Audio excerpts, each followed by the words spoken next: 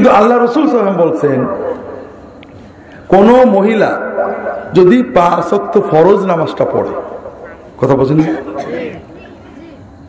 আমাদের দেশে অনেক মহিলা আছে ফরজ পড়েন না কিন্তু শবে বরাতের নামাজ পড়েন। আপনাদের দেশে আছে নাকি? চলবে এতে? শবে বরাতে আমরা পড়ি কি জন্য? আমরা জানি শবে বরাতে ভালো নামাজ কালাম পড়লি আগামী বছরে ভাগ্যটা ভালো হবে, ঠিক না? এটা মিথ্যা কথা। ভাগ্য ভালো হওয়ার জন্য আমল নবীজি বলেছেন, বলবো? রাগ করবেন না তো?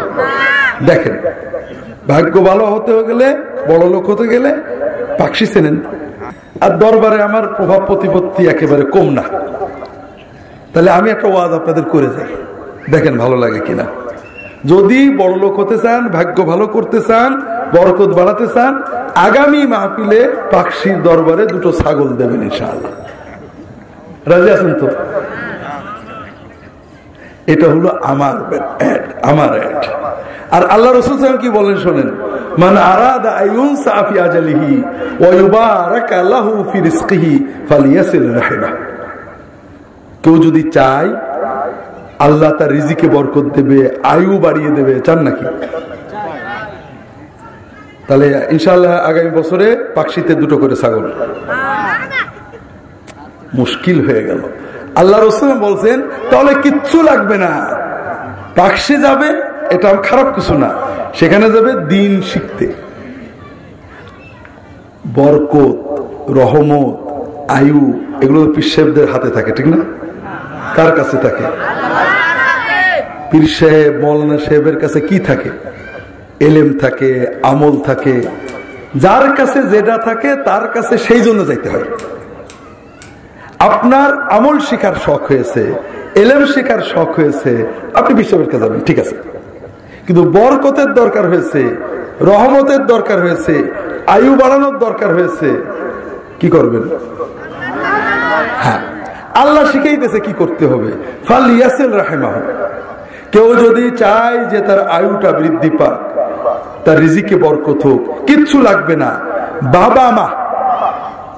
বাবা মার মাধ্যমে আমরা যে আত্মীয় পাই তাদেরকে বলে রাহিম, রক্ত সম্পর্কের আত্মীয়, ভাই বোন, চাচা, মামা, এইসব। যদি কেউ বাবা মা এবং তাদের মাধ্যমে পাওয়া রক্ত সম্পর্কের আত্মীয়দের আত্মীয়তা রক্ষা করে, ভালো সম্পর্ক রাখে, হক আদায় করে, আল্লাহ তার আয়ুও বাড়িয়ে দেবেন, রিজিকেও বরকত দেবেন। প্রবলেম হলো এই ওয়াজে আমাদের পাকশির কোনো লাভ হলো না, এই জন্য তো এগুলো করতে চাইনি। এখন পুষ্টে করে তো ভুল হয়ে গেল।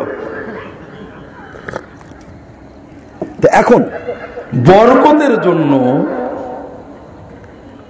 আপনাকে শবে বরাতে কিছু করা লাগবে না। শবে বরাতে বরাত বা ভাগ্য হয়, এটা মিথ্যা কথা। শবে বরাতে আল্লাহ গুনাহ মাফ করেন, এটা হলো সত্য কথা। কথা বুঝেছেন তো?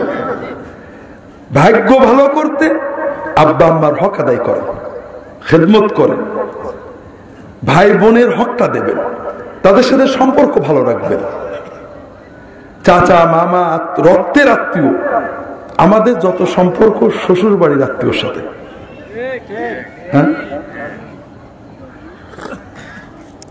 শ্বশুর বাড়ির আত্মীয়তার হক তারা পাবে। আর রক্তের আত্মীয়দের হক নষ্ট করলে আয়ু নষ্ট হবে, রিজিকও বরকত হবে। আমি আমার এক স্যার, সত্য কথা বলছি, শতভাগ সত্য কথা, একটু বোঝেন। আমার এক স্যার খুব ভালো মানুষ, দিনদার, দাড়িওয়ালা, আবেদ, প্রাইমারি স্কুলের স্যার। উনি ছেলের বড়, বাপের বড় ছেলে। তিনি একটু লেট করে বিয়ে করলেন।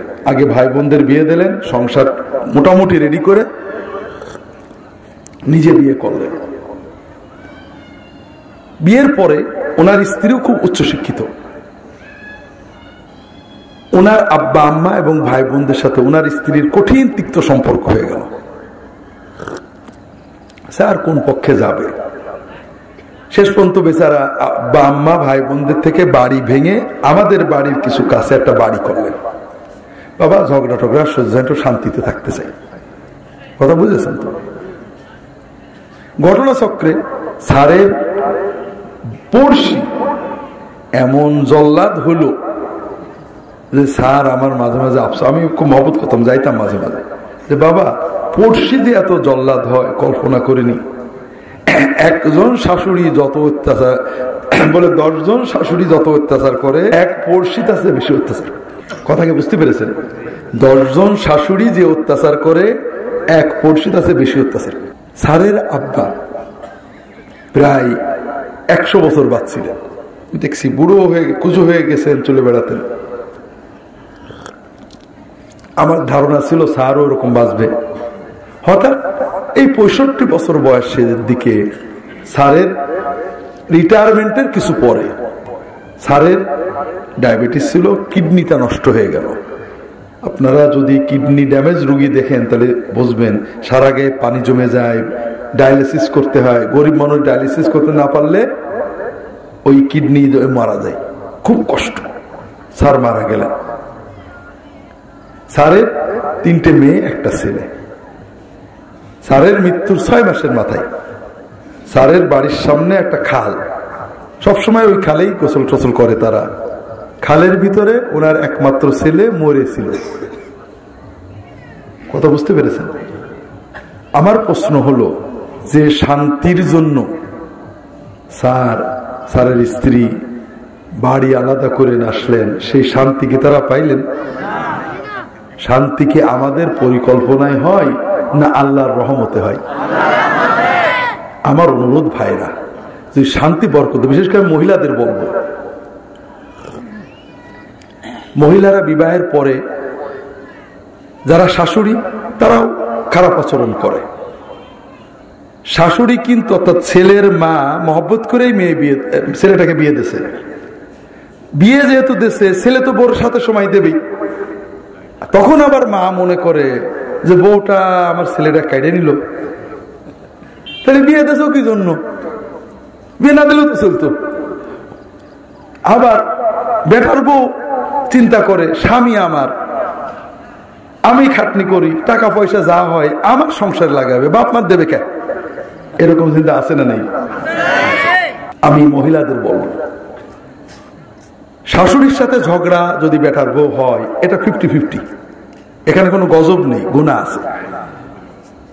কিন্তু আপনি আপনার মনের কষ্ট ব্যথা যদি স্বামীকে বলে, স্বামীকে বাপ মার হক নষ্ট করতে অথবা ভাই বোনের হক নষ্ট করতে প্রেরণা দেন, উদ্বুদ্ধ করেন, উৎসাহ দেন, আপনার উৎসাহে স্বামী পিতামাতার সাথে কোনো খারাপ আচরণ করে অথবা রক্ত সম্পর্কের আত্মীয়দের হক নষ্ট করে, আপনার স্বামীর আয়ু কমবে, বরকত নষ্ট হবে, কোনো কৌশলে কাজ হবে না।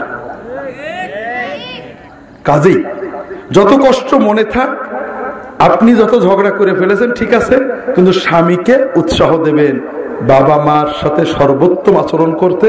আপনার শাড়ি কিনলে বলবেন যে আম্মাকে আব্বাকে দেবে,